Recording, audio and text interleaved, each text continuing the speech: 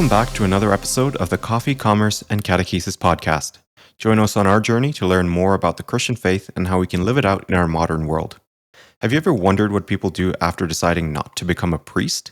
Well, we have Nathan Pinto with us today to share his story. Over to you, Travis. Thanks, Rigel, and thank you everyone for tuning in for another episode of Coffee, Commerce, and Catechesis. Today we are talking about going from the seminary to startups, and we're joined by our friend Nathan Pinto to chat about that. As always, we're going to pull upon the wisdom of someone else to frame the conversation. Today I've got a brief quote from Pope Francis, who once said, "The vocation to the priesthood is truly a treasure that God places in the hearts of some men, chosen by him and called to follow him in this special state of life. This treasure that must be discovered and brought to light is not made to enrich someone alone. He who is called to the ministry is not the master of his vocation, but rather the administrator of a gift that God has entrusted to him for the good of all people, or rather for all humanity."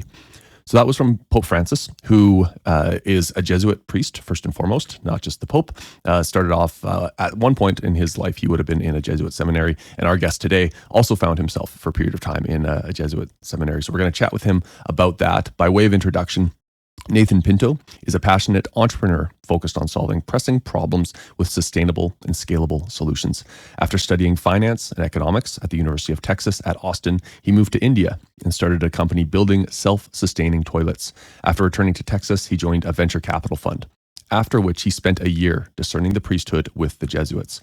During the process, he realized that his talents were best used serving others through entrepreneurship. He has since founded a handful of ventures, including Farm to Cook, a retail concept with 10 locations, and Credit Mountain, a software-as-a-service business that has raised more than $7 million to help lenders offer the people they decline for a consumer loan an empathetic and personalized path forward. Nathan is married, has a 9-month-old daughter, and in his spare time, he and his wife run a startup studio focused on developing software solutions for Catholics. So Nathan, thanks for joining us today. Good morning. Thanks for having me. I know you've got your coffee. I've got my coffee too. I don't know if Rigel does or not, but we're going to be caffeinated for this conversation. So maybe to start off, Nathan, can you walk us through a little bit? You got into the world of business, startup specifically, then you discerned possibly the priesthood, and then you discerned out of that. So maybe can you just walk us through your early professional life? You finished university. Was the priesthood on your mind at that point, or is that something that sort of developed as you already entered into the world of business, maybe perhaps in your time in India? Yeah, no, that's a good question to kick things off, and I think you actually have to rewind the clock a little bit prior to university. So my dad was an entrepreneur. I watched him go through the journey of starting essentially a manufacturing firm for oil and gas chemicals, and saw that start from just himself in his room to one day having a 50,000 square foot facility, and I'm guessing probably around 50 to 100 employees, somewhere in that range, and was definitely inspired by it. I went into college with the idea of wanting to do investment banking, was fascinated by that world. You and every other Over the finance course student. of college, yeah, exactly. That was definitely the plan, but watching my dad's business sort of take off prior to getting into college and getting a firsthand view of that, and also getting pulled into a lot of different projects and initiatives as well, I definitely fell in love with the ability to control your own destiny and to really be able to dictate, what direction things go in. And never went to a college career fair. Never really thought about joining joining the corporate world. And the spring break before I graduated college, my dad actually wound up hitting a really bad streak. Many ways to break down what happened there, but ultimately I get told that essentially they're going to be filing for bankruptcy, and they will be shutting down the company. So here I am, finishing college, and never had gone to a career fair, never really thought about, never created a resume, just always figured, hey, I'm going to, join the family business and really help my dad grow this thing. And obviously that was new. That was quite a shock to me to realize that my plans were shook up so much. And so then I actually went to a career fair, interviewed at a bunch of places, and when I heard about just the roles and what was going to happen and what these sort of career trajectories look like, I couldn't be less inspired. And probably one of the best recruiters that I worked with, who I really got to know, and I had an offer to join this 3-year rotational program at Texas Instruments. He got to know me, and he was like, honestly, he's like, I've been doing this for 20 years. He's like, every few years I meet somebody who's just entrepreneurship just, boils in their blood. He's like, don't do this. Like, He's like, I've seen it enough times. You're going to be way happier just doing your own thing. And that's what led me to ultimately decide to pursue a career in entrepreneurship. So maybe walk us through from that point where you decide, okay, corporate ladder is not something I care about climbing. That's just not my thing. What took you from there to going to India and starting a business focused on sustainable toilets? Like walk us through that. That is a unique story in and of itself. And so would love to hear the story there and why that's how you started your career. For sure. And I know you also asked about the priesthood journey as well. So maybe we'll tackle this one first and then it can go to that one. It'd be tough. I was trying to think how to intertwine them and I was like, I'm not sure if it'll work out. That seems We'll get there. We'll get there. Cool. So yeah, I was in my last semester of college and was really fascinated about this idea about building homes with shipping containers and was just kind of obsessive around it and was thinking a lot about it and used my last sort of college project to come up with this idea to build like student housing out of shipping containers and got a couple of people in my class really excited about it and we just started pitching local people or anyone who would really take our pitch. I don't think we really knew how to discern back then who was actually worth pitching to, but anybody who seemed like they knew something, we were willing to kind of give them our song and dance. And one of the gentlemen that we talked to told us that India had just announced a plan to build, I think it was 5 million toilets in the next 5 years. And we're like, well, shipping containers would be perfect for that, from a public restroom perspective. And yeah, one thing led to another. Some people inspired this idea to host a design contest in India. There was actually a movie that had come out where they had cricket players participate in the competition of like a pitching competition to play in the MLB. So that movie had recently come out. So people were like, hey, you should do that. You should have this so we just sent a bunch of schools an email saying like, hey, we're here in America. We're going to host a design contest. And I think we offered like $1,000 prize. And we had, I want to say like 400 teams of 4 students enroll. Wow. It was the sort of nationalism, the wave of that. There was this whole movement called Swachh Bharat, which means clean up India. And I don't know. We just got a lot of sort of momentum, and next thing you know, we just kind of. I think I had a few weeks left to accept that job offer, and I just was like, there's no time like the present to sort of go after this. Priesthood was already on my mind at that point, so I was like, look, you're gonna go in with nothing anyway, right? If you're gonna wind up becoming a priest, so I was like, there's very little to risk here, and a lot to learn, and it just sounded like an adventure. And I had a great friend, Marco Pineda, who actually just got confirmed this January, which was exciting, and getting married this October. And him and I were both just kind of down for the cause and packed up our bags and moved to India. And I mean, obviously, like bumbled around like 22-year-olds would with, a lot less sort of strategic operations and execution than I would like to imagine I would do today. But managed to build this working toilet concept, managed to create a small factory where we were assembling these units, managed to ship it to around 5 different villages, and essentially gave them to school units. And the toilets were used for, I think, like better part of a decade. Amazing. And that was a win for us. It's interesting you mentioned bumbling around, but I honestly think, if you had worked in the corporate world and you'd gone into strategy or operations or something, I think you'd have been far worse off. Just because you learned a ton of stuff that just isn't relevant for, just your traditional entrepreneur. And I think bumbling around is probably the best way for an entrepreneur to learn. So Nathan, I have to ask, you said the priesthood was already on your mind at this point. What made you actually, answer the call and go to the seminary? Yeah. So as I mentioned, the need to rewind the clock. So my freshman year of college, I just learned a bunch of different things from different angles, everything from sort of the structure to the universe, to dimensions, to some of these like esoteric learnings and teachings, even of like the secret societies at that point. And it got me to a place where I eventually decided, I'm not sure if Catholicism is a real religion or some sort of man-made construct to rule people, but I believe in a God, and I have no idea whether this God is, the great clockmaker who made this system and lets it run and the sort of free will and it goes until he needs to intervene, or if he's this loving and caring God who loves us more than we could ever imagine. And so my freshman year in college, I got on my knees in my dorm and I prayed to God and I said, hey, I'm no longer Catholic. And if you love me as much as they say you are, I've got 10 questions that I need to be answered. And if so, I'll follow you to the ends of the world type of thing. And it led me on this insane sort of 2 year spiritual journey.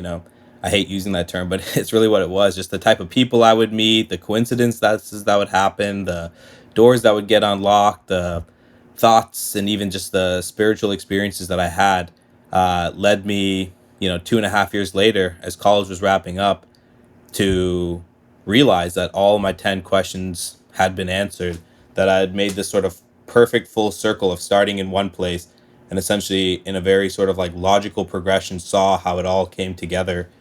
And I knew, at that moment, which was probably one of the most profound moments of my life, that Catholicism was real, Jesus Christ was our Lord and Savior, and there was no greater responsibility than to try to do the will of God, to figure out what His will is for you in your life. And I was like, okay, what is your will for me, God? And He's like, I want you to be a priest. And I was just like, okay, let's do it. I mean, I know that in any sense of like what is organic things take time, and they, you know, nothing that is really of beauty is just immediate, right? So I said, okay. I said yes at that moment, and I just kind of knew things would unfold as they needed to from there. But yeah, I was pretty much graduating college. It was in the back of my mind that sometime in the next, 12, 24, 36 months, I was going to wind up in the priesthood. I just didn't really know how it was going to happen, but I was just really trying to discern one step at a time. Did you, Nathan, did you grow up in a faithful practicing Catholic household, For or sure. what did the journey look like up until that point where you had what sounds like a bit of a crisis of faith almost when you were in university? Yeah, I think it's one of those really interesting things that I wind up dwelling on quite frequently, and I have two parents that I would consider devout Catholics by every stretch of, the measuring stick, I guess. Hmm. But they're incredibly poorly catechized, right? That They sounds very really familiar. sound so familiar, right? And it's interesting to me because it's like my wife, I call her the Catholic nerd. At some point, maybe you guys will cross paths with her. She's co-founders with Taylor for Candid, so the two of them, do that. But my wife, I call Yeah. her the Catholic nerd, and obviously, I spent a year in the seminary, so I know a thing or two about Catholicism. And I just think how like radically different our child's upbringing is going to be, or children, hopefully, God willing, versus Hmm. like my parents who. I remember educating them on stuff in my early 20s, and they were like, no, no, no, that can't be true. I'm like, yes, this is true. This is how this works. So I don't. I think they set a remarkable example of faith to me. With my dad going the entrepreneurship route and really struggling for the period of around 10 years of the majority of my childhood.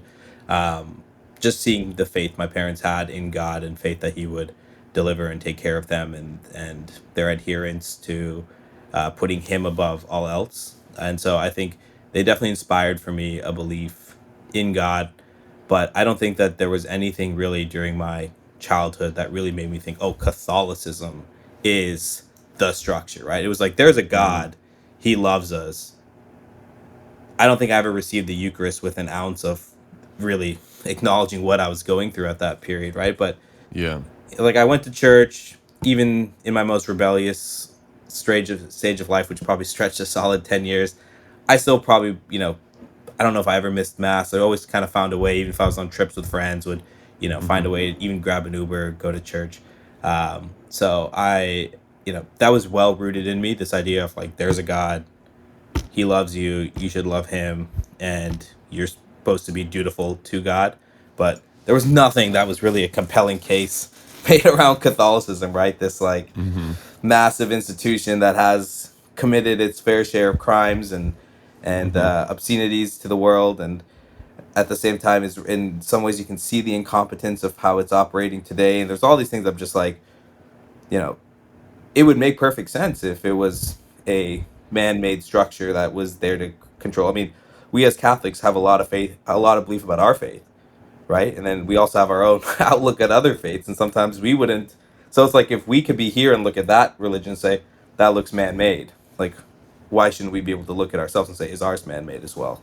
I completely agree with everything you've said, Nathan. And tell me if this resonates for you. For me, I think something, as you were speaking, what I was thinking is there's a famous quote: "You fall to the level of your systems."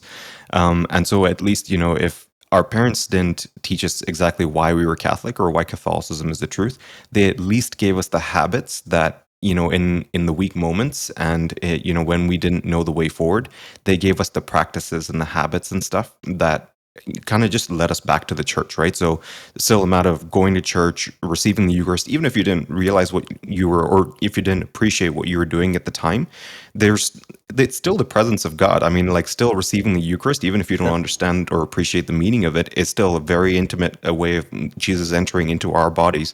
And then, praying the rosary and stuff, like, you don't find that with other denominations. And so when we talk about falling to the level of your systems, I think they set us up well to, not completely stray from the faith. And it was kind of up to us to discern why this was the truth, and, go seeking out that truth. There's something you mentioned there, Nathan, that I want. There's a quote that I'm going to use, which is one of my favorites, actually. And I stumbled upon it when I was in my own journey from, cultural Christianity, generally agnosticism, borderline atheism, to the Catholic faith. And it's from an English gentleman by the name of Hilaire Belloc. And he once said, and for those who don't know him, you can look him up, but he was instrumental, actually, in a lot of ways in converting G.K. Chesterton and then later C.S. Lewis to the Christian faith generally, and then G.K. Chesterton became a Catholic. And so Hilaire Belloc once said, "The Catholic Church is an institution I am bound to hold divine, but for unbelievers, a proof of its divinity might be found in the fact that no merely human institution conducted with such knavish imbecility would have lasted a fortnight." For sure. And it's been 2,000 years since Exactly. Christ instituted the church. And so I think, to tap into, there's a lot of like almost unbelievable things, unbelievable in a negative way, that people within the Catholic Church have done over its history, and yet it stands, and yet it still takes Christ and his message to the world. And there's something in that. Like, would a human institution really still be doing that 2,000 years of like incompetence, and we're still doing it? I don't know. That defies logic in every sense for me.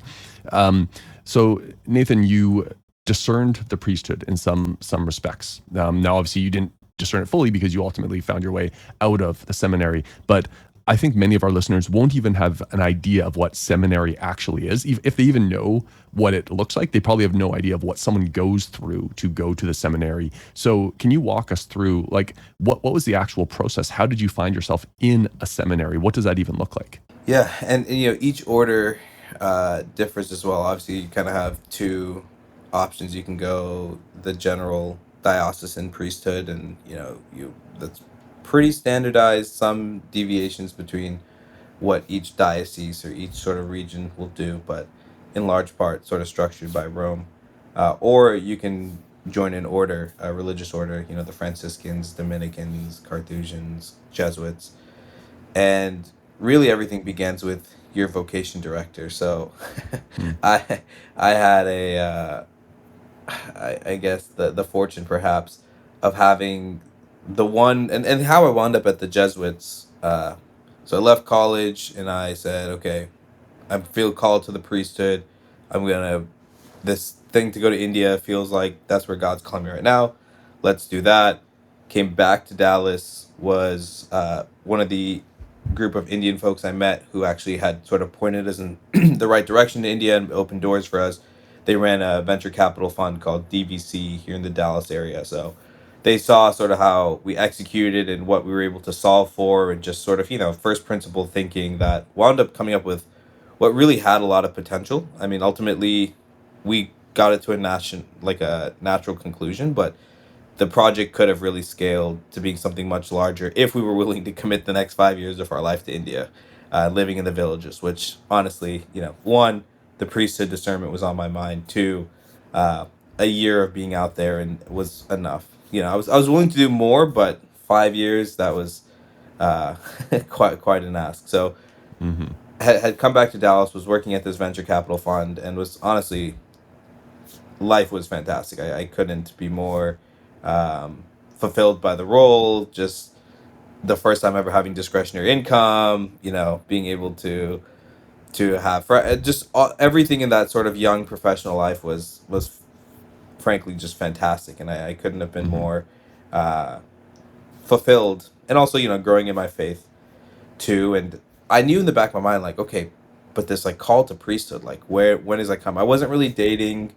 Every once in a while, I would decide, okay, maybe I should like date as part of a discernment act. So I would, download the apps and Hmm. try them out and go on dates and but in the back of my mind, I was like, no, I really feel called to this priesthood thing. So one day we're in church, and the this our parish priest, he gives a talk, he gives a sermon around the vocation to priesthood, and I just feel this like internal flame inside of me. And I was like, wow, that was really compelling. That was, I feel drawn to that. And so I say to God, I'm like, God, if you really want me to be a priest, just send me a sign.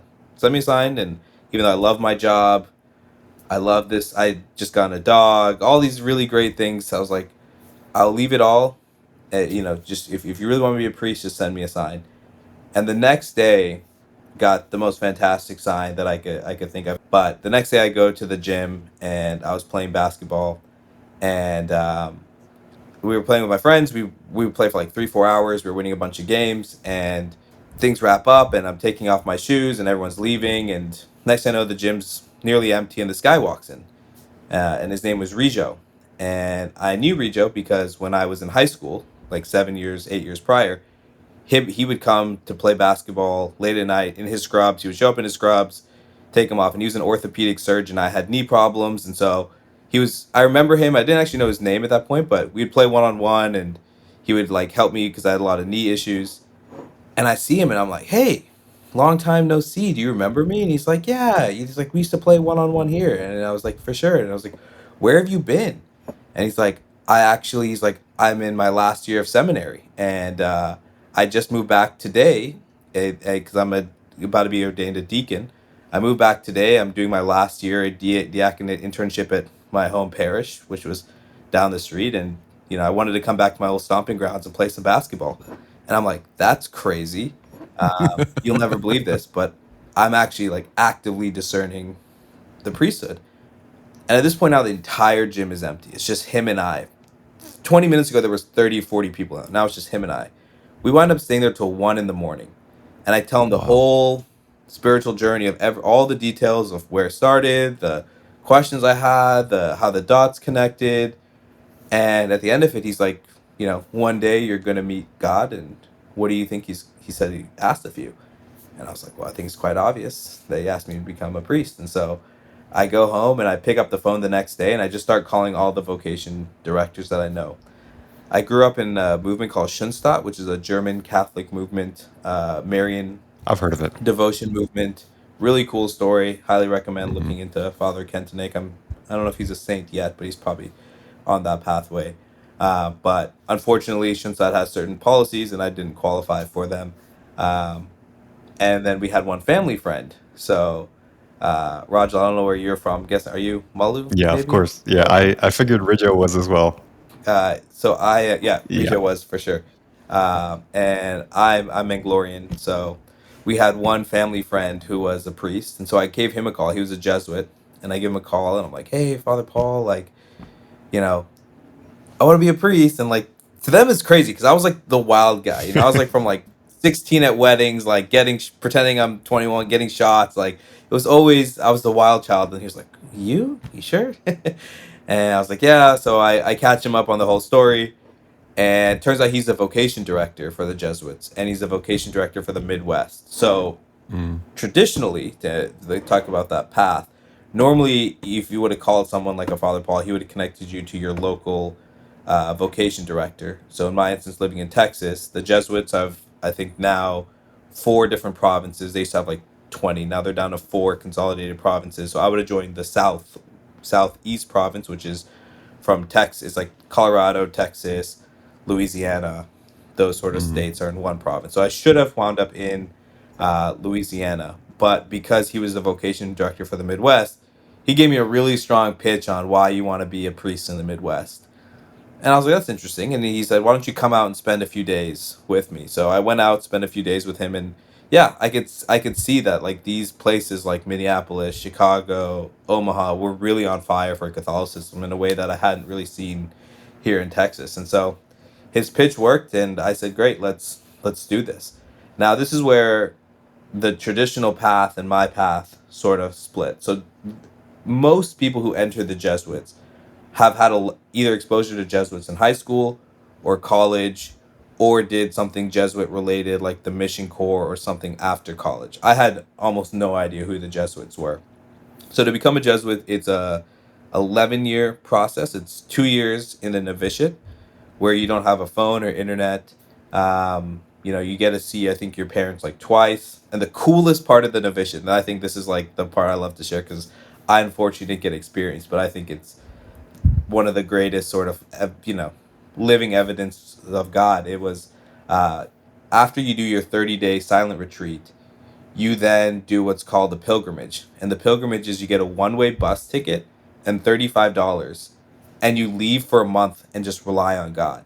So during this 30-day silent retreat, you're discerning a theme, and like you're going through these spiritual exercises, and there's some part of like Christ's journey that you feel particularly called to experience. And each person's looks very different. Some people's is like they're in the inner cities of Baltimore. For other people, they're like on the beach in California. It just totally depends. And you go through this experience, but yeah, you get $35 and a one-way bus ticket, and you're gone for 30 days. And one of the coolest things, if anyone ever is in the vicinity of a novitiate, where they're usually pretty happy if you want to stop by and just like see novice life and see the seminary. They have daily masses and stuff like that too. At the novitiate, they have binders on the wall of each class's journey because you write it all down and then you document it. And I remember spending like 4 hours one of those nights just reading, and the stories are insane. I mean, it's like divine providence at its finest of people. Not everybody's super bold, and just some people were really scared about this. I mean, $35 in 30 days, and you don't know where you're going to stay, you don't know what you're going to do, you're given almost no direction. They will typically at least point you somewhere where your first destination, you probably have a place to stay, but after that, it's like you're gone, you're Mm-hmm. out. The stories are remarkable. I think it's probably one of the most phenomenal things. But 2 years of novitiate, 3 years of philosophy degree, 3 years of an internship called, what do they call that? There's a three regency, so you do a 3-year regency internship, and then 3 or 4 years of theology, and then you get ordained a priest. So because I had no exposure to the Jesuits, essentially they swapped one of my 3 years of internship to the beginning. So I think also by God's providence, and really because of this priest. So this priest was a family friend who had a lot of doubts about me as a priest. He also had a decade prior, another kind of guy from our family and from our community who was like a McKinsey consultant on fire for his faith. He came to the Jesuits and also left. So he was like, "You can't be like him. I have an idea. I'm gonna move your up front." So 99 out of 100 times when you show up to become a priest and you're, a sane person who has something to offer, they're like, "Here you go, like come on in." That process is long, don't get me wrong. You have Mm-hmm. to It's probably about a 6-month application process, everything from interviews to psychological assessments. I have to do all of those steps, but then instead of Mm-hmm. me showing up to the novitiate, where you don't even show up with your own clothes. There's a whole crazy process. You pretty much show up with nothing. Instead of Mm-hmm. me showing up at the novitiate, they were like, "You're gonna go do an internship year," and they sent me to Omaha, Nebraska, where I actually got to live with 10 priests in a community connected to a Jesuit high school called Creighton Prep. So I'm really grateful because yes, that 1 year would have been nice, and there would have been some like fantastic experiences that unrivaled, like the 30-day silent retreat, like the pilgrimage. But honestly, getting to live my life for that 1 year in an almost identical sense to somebody who's a religious. And I say that because when you become a religious, you can either become a priest or you become a brother, right? The priest is the 11-year process. To become a brother, I think, depends. They always change, but like technically, after you take vows, you can be a brother. You don't have to go on to any further education. And we had a brother in our community, and multiple communities have brothers. And so I lived my life almost identical to a brother, in the sense of Mm. I taught in the school. Morning prayers, daily mass, night prayers, um, same cadence, same rhythm, spiritual direction, silent retreats, all of that. And so I'm grateful because I got the fullest sense of it. I got to experience it versus if you're in the novitiate, you're so far away from what life, and you're you're like in the boot camp, in going through army boot camp versus actually being out in the Mm. warfield. So it's like, so you're just being prepared for one day being there. And obviously, I don't know if that analogy doesn't actually directly translate, but it's that same idea of you're here and you're being prepared for something that's quite different, not even remotely the same. So yeah, it was awesome. I mean, I think at the time, I would say it was the most fulfilled I ever felt in my life, for sure. I think Mm. there was no doubt in my mind when I was there that I was ever going to be here. Like, sometimes it's still like I was like slap myself like, wait, am I not there? Because it was that one year was amazing, and I think the opportunity to live with that type of intimacy to Christ is something that I won't I won't take for granted, and if anything, I should always fall back on. There was a principal of the school who was an ex Jesuit. I think he left after like year 7 or 8, and he told me, he's like, as you go through the discernment process, what really starts to um, to separate those who you think are going to wind up becoming a priest versus those who discern out is the level of intimacy they have with Christ. I mean, it really Mm. is. There really needs to be even a higher level of intimacy than we have with our spouse, and it sounds like we're all married here. So that's the most incredible relationship I've had in my life Mm. to date. I would like to think that my relationship with Christ was somewhat similar, but that's the reason it takes 10 years. You're really going through that dating, engagement to marriage process. Mm-hmm. But I got a semblance, and I got to see front hand what those who had lived that vocation for 30 plus years, what their relationship with Christ is. And I got to spend tons of time talking and picking their brains and understanding, that inner workings, and how, what the soul feels and how it feels and all of that. Um, but yes, obviously I'm here and I'm not a priest. Well, that's you. It sounds like you were at a school that would have been the prep school for Creighton University. Correct. Is that fair to say? Yeah. And so Creighton University, like many universities, are Jesuit universities, and so they were founded by this religious order. So obviously Catholic universities, but within the Jesuit religious order tradition specifically. And there's a whole bunch of them that we can think about. I think Gonzaga University and Washington State, which is close to where Rigel and I are, relatively also a Jesuit university. And the Jesuits are super interesting. And Nathan, you probably know this way better than I do, but I think the order was founded about 500 years ago now, in the midst of the Reformation, or the Counter-Reformation. So after Martin Luther decided to drop a nuclear bomb on Christendom and blow up the world, there was a response to that, obviously, within the Catholic Church.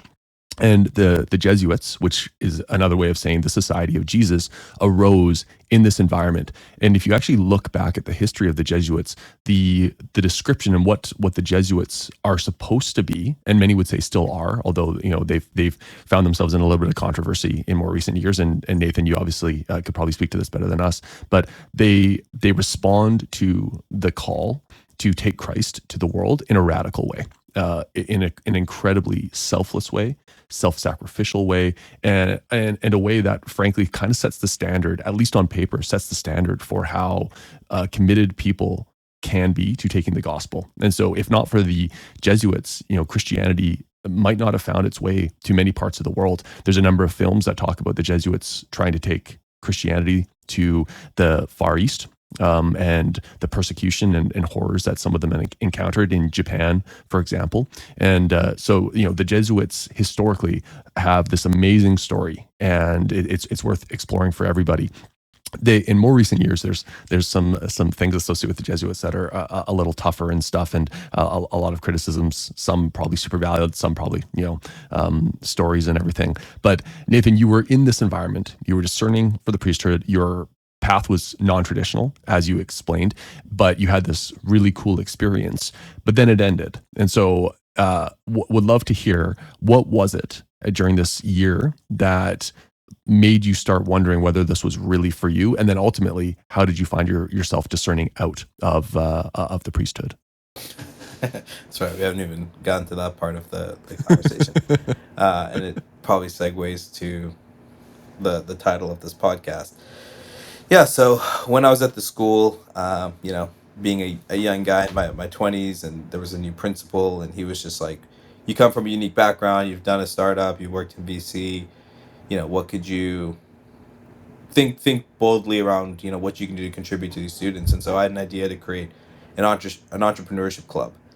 And essentially, the way it worked is these kids would come, and I think we had like 100 kids sign up for the club. So there were tons of kids came initially, and I put them through like kind of a boot camp of here's how you think of entrepreneurship, product market fit, all this stuff. Probably a little over the heads for 14 to 18-year-old, but they liked it. They kept showing up. It was like 7 in the morning club, and it was standing room only for a while.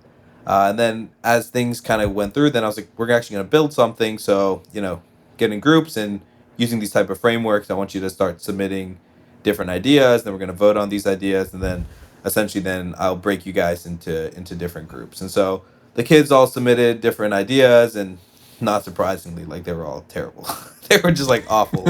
They were awful ideas. And then the fall semester ended, and I went back home for Christmas break. A beautiful part of working in school, you get like 2 weeks off. So I came back to Dallas, and I was talking with some friends and catching up with other people from the VC fund, and I was telling about this club, and an idea just kind of sparked in my mind. I was like, one of the frameworks we always operated at the venture fund, was only invest or only build something if it's 10 times better than what you're replacing. And in this instance, I'd seen the sort of rise and prominence of this product called Nextdoor, and Nextdoor was like these neighborhood social networks. And I had seen at the school that they pretty much use like disparate Facebook groups for everything. It's like, okay, at the end of each year, you have to sell your uniforms and your textbooks. And, there was the football parents club or events. And I just saw all these. So I was like, why has nobody built Nextdoor for school? So I came back in the spring semester, and I was like, okay, change of plans. Let's actually build something cool. And I was like, we have a really solid path here. We can launch it here. We can beta test it here at this flagship Jesuit prep school. Because Creighton Preps, I think, was founded like 1870s. Like there's like seventh generation prep graduates. I mean, there were people that moved back to Omaha so their kids would go to prep. I mean, it was like Wow, a type of high school pride I'd had never seen before. That's And so I saying was like, something coming we from have an Texas. opportunity. Yeah, seriously. We have this opportunity. We can really launch it here. We can iterate our way to product market fit at Creighton Prep, and then we could scale it to the other schools. And so essentially, we just started building it. I've got a bit of a development background. Knew how to hack stuff together. Was able to work with some of the kids, and like 3 to 4 kids like really got into it. Other kids just kind of were like on the periphery and would show up for the weekly meetings, but there were like 3 or 4 kids plus me who were like really into it.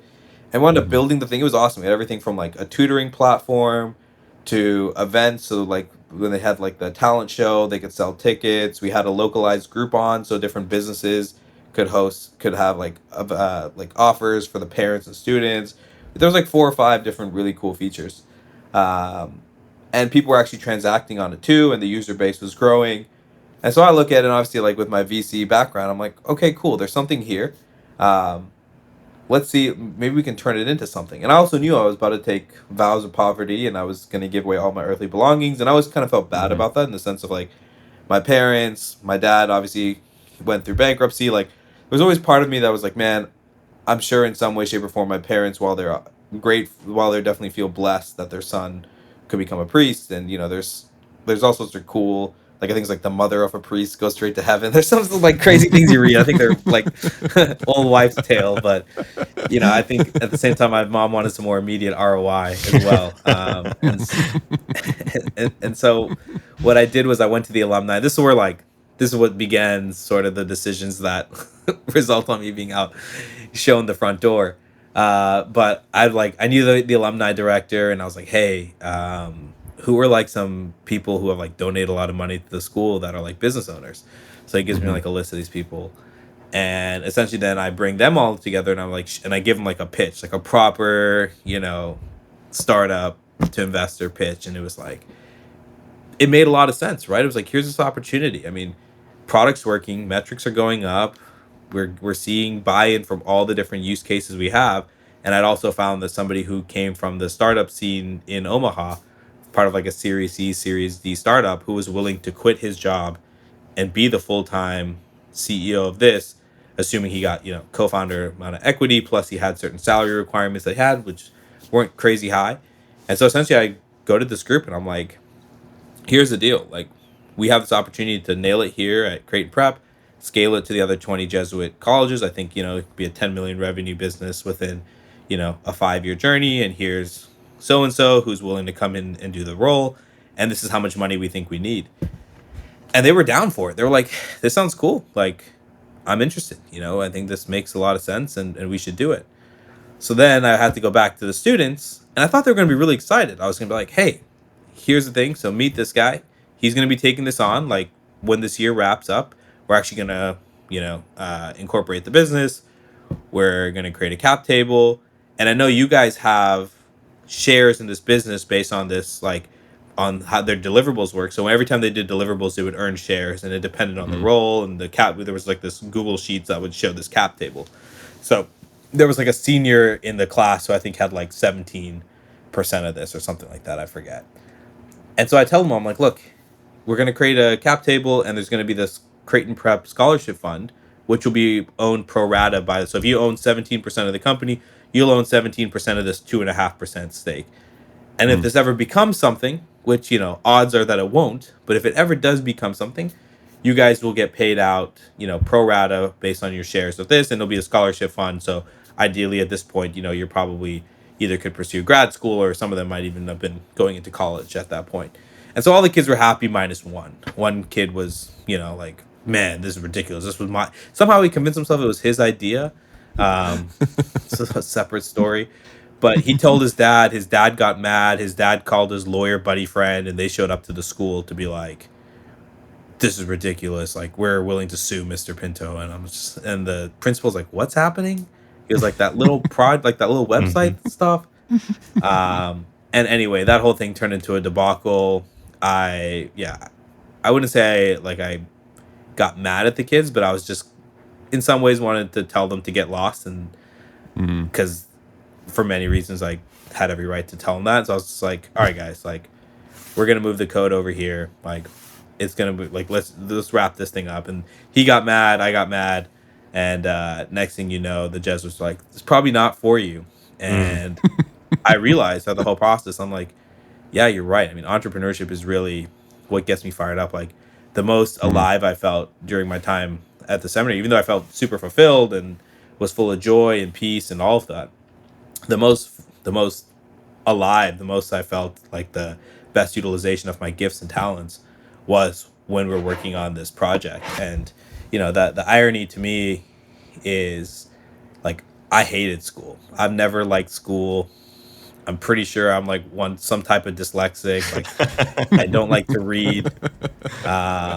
And yeah, the idea that I was signing up to go through 7 years of grad school for 2 subjects I really couldn't care less about. Like, I don't care about philosophy. I don't care what other people philosophize. Like, I don't need you to tell me. Like, I've thought about stuff. I know what I need to think. I don't need, like, I'll watch an hour-long video on it. Like, I'll read the Spark Notes, but I'm not going to read 3 years of material on it. And I think that's, one of the things that, like, cracks me up the most is, like, just the willingness to say yes. I was like, I'm not going to think about it. I'm going to say yes first, and I'm just going to keep going, and God will give me the grace to get through it. And I had met other guys in the Jesuits who I'm like, there's no way you liked school. And they're like, yeah, we would just sleep. He's like, I would fall asleep every time I read the textbook. And he was like, I think every guy used to, like, C's get collars or something like that. And he was just like, don't worry about it. Just, have your fellow seminarians, like, just copy their papers and stuff like that. But anyway, to bring the thing back to the full story is, so they tell me, this is probably not going to work out for you. I was like, probably not as well. Like, I really think this is what I'm called to do. So I come back to Dallas. This is now end of 2017. And essentially was starting from like nothing. Like I'd given away my money, I'd quit these jobs. I felt called to be an entrepreneur, so it's like I'm gonna go out pursue this.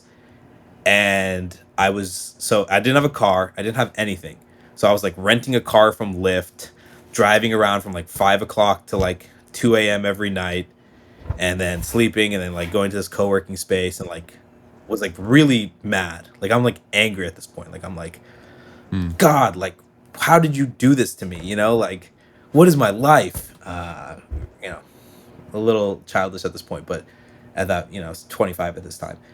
And so I have this meltdown at like the place where you rent the Lyft cars, because they were like it's actually like robbery, the amount they charge you to rent these Wow. cars. And like I think they shut it down because it was like honestly Hmm. predatory.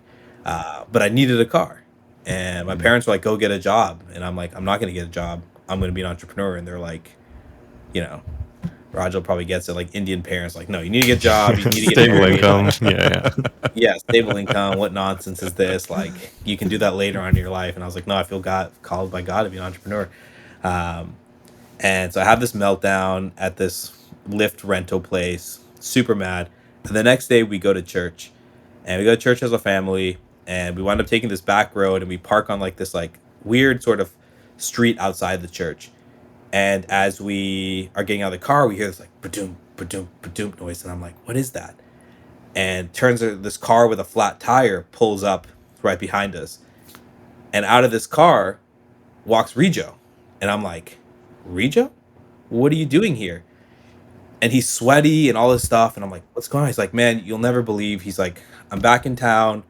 I'm on my way to go to like one of the Malu churches where all his friends were." He's like, "I was on my way there. I got a flat tire. So then I go to Walmart, and tire centers closed on Sundays."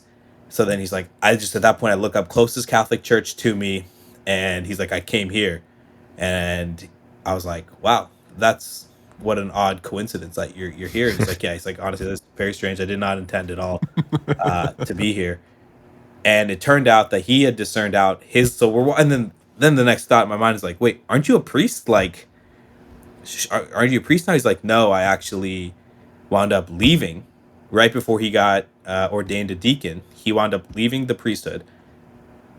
And we're walking into church. We don't have a lot of time to talk. And he's like, he remembers back from our conversation about 2 years prior. He's like, "I know you're a science guy. I'm not a science guy, but this is crazy. Like, Mm. what are the odds of this?" He's like, "I'm here. I fly out tomorrow night. Like, why don't we meet up tomorrow morning for coffee?" I'm like, "Sounds great." So the next morning we meet up for coffee. And essentially, here's this guy in his late 30s. He was in residency to be an orthopedic surgeon, left that. He was valedictorian of his college, valedictorian of his high school, was a great Mm. athlete, used to kick my butt in one-on-one all the time. And he was a guy who left his orthopedic residency in like year two, 8 years of seminary. So he left like 31. Now he's like 39 years old. And imagine his parents' disappointment, I right? Like, cannot imagine. That would be terrifying. terrifying. You're 39, you're not a doctor, you're like, you had everything in the world going for you. And so he goes on to tell me the story about what happened the year after he left. So he left, he actually feels like uh like he actually deserves to feel some bit of despair, right? Like, Mm. and the series of events that happened in his life. So he like gives us like his final homily at church about how he's, why and how, and turned out one of the guys there was on the board of like some medical program or something, so he got him back in, he got him in residency, he got this place to study at, which was like a job that paid him. It was at some shrine in DC. And then he meets his future wife there. It's just like all these things happen for him in this 1 year period of time, and it was remarkable. Like I'm sitting here and I'm just in awe of one, like God's faithfulness to this guy, and how much he did for him in that period. That not only did it put into perspective for me, like, like I'm 25, I took a year off, I quit a moderately cool job in BC. It's like, okay, here's a guy who left 2 years, 2 years he was Yeah. 2 years away from being an orthopedic surgeon. Like he was publishing papers, all these things, and he winds up leaving at like nearly 40 years old, and much more at stake, much more, shorter timeline, and all these amazing things God does for him. And so yeah, it was just this like beautiful full circle for my journey, much like I guess like when I denounced my faith, there was a beautiful Hmm. full circle that started and stopped at like this like perfect starting and stopping conclusion point. And I think similarly with my path to the priesthood, it was like it started with running into Regio on his first day back in Dallas after, a year from away from being a deacon. And then I have this meltdown, like throwing my hands in the air, like, God, like, where are you? And here he comes, like, by only the craziest coincidence, winds up parking right Wow. behind us. And that was like the moment that I'm like, seminary was a test. Like, going to seminary was, I was not supposed to be a priest. And now in retrospect, I can 100% attest that that wasn't my calling in life. But going there was the step I needed to take to essentially like go scorched earth with my life and start from scratch and be able to build, and essentially everything that I build, be able to give glory to God for it.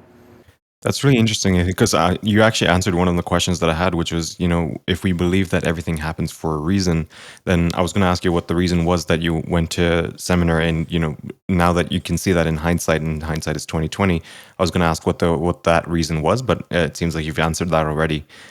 One comment I do want to make, something you mentioned a while back, is the binders of the stories of the Jesuits as they go out. That someone should turn that into a website. Like, I don't know why that's not a thing yet. Like, I would love to read through that stuff. Yeah. Yeah, you should just like find out whoever like the seminary in St. Paul, Minneapolis, and just email, like make it a project for like those for the seminarians. I mean, it'd be Seriously. a great idea because they're phenomenal. And I remember reading them, like each one's like 15 pages long, like typed, full page. And I probably read at least 25 of those Mhm. stories during that weekend I was there because they were all so fascinating, and just a lot of Jesuits too are really well educated, smart people, and so they write really well, and it's Mm. really like compelling. Like it's almost like they wrote it for an audience, but no one. I don't think they ever see the light of day. So you're right. Somebody should ask them to turn it into like a blog at Definitely, least. Yeah.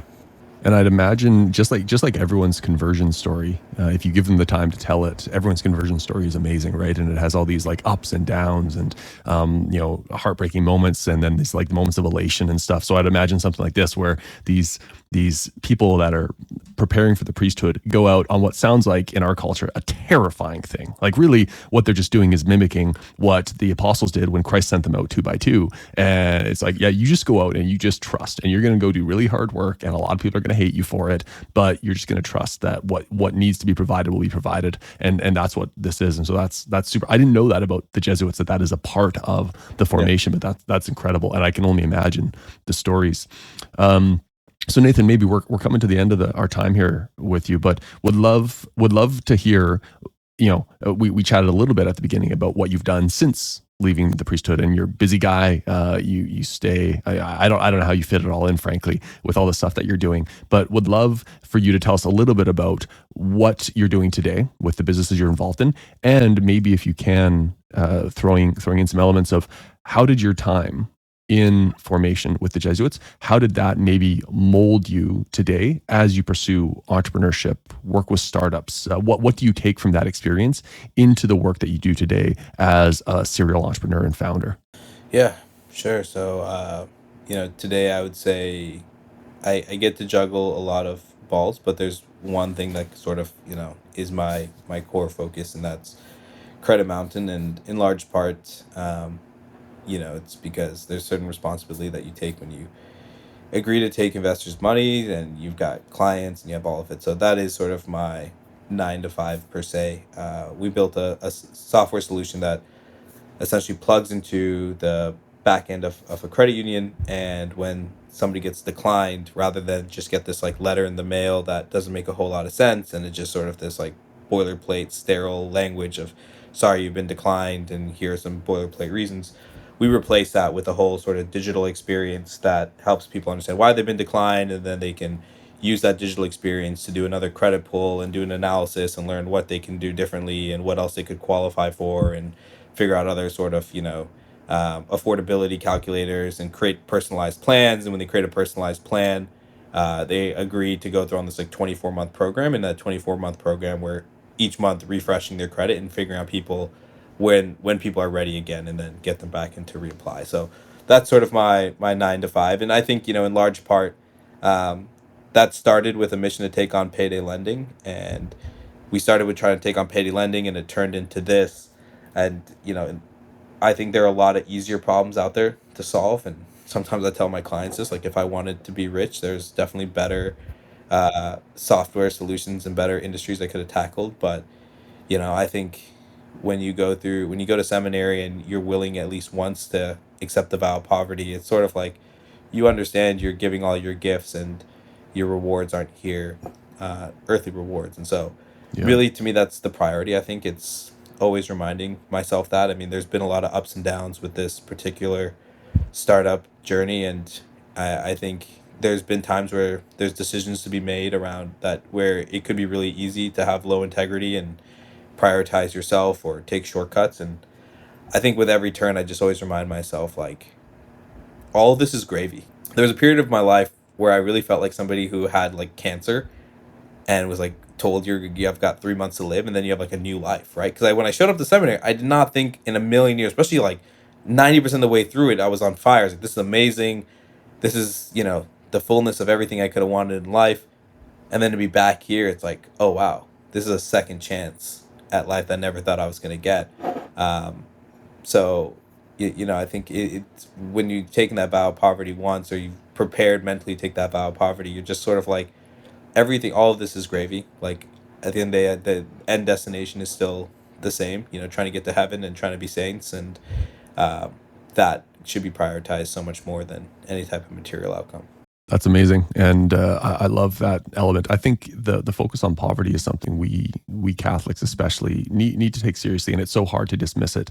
I find myself wrestling with this regularly. I know Nathan, you worked for a time in venture. Rigel and I both as well spent time around people who have built spectacular businesses and made themselves spectacularly wealthy in the process. And there's nothing wrong with achieving material success, but when we allow the pursuit of that to become the driving force in our lives, as opposed to where our attention ought to be, that can be a very dangerous thing for all of us. And so I know my own propensity to perform mental gymnastics to justify pursuing material success at the expense of my spiritual life and the moral life and stuff. And so it's cool to hear that you have been able to take this vow of poverty, that you were at the point of being like, okay, my life is going to be this, and then take those learnings, and then even once you're back in the world where significant wealth can be created, you still are informed by that. And I think that's incredible. And so kudos to you for not just dismissing those things, but taking it with you into the world of business and startups. I think that's awesome. Rigel, any final questions for Nathan before we wrap up here? Yeah, just one question, Nathan. You talked about how when you were in the seminary, you developed this really close intimacy with Christ. Now that you're out of the seminary, I would love to hear how you're still nurturing that. And for people who have never gone to seminary, have never considered going to seminary, how can they experience that same intimacy in their own lives?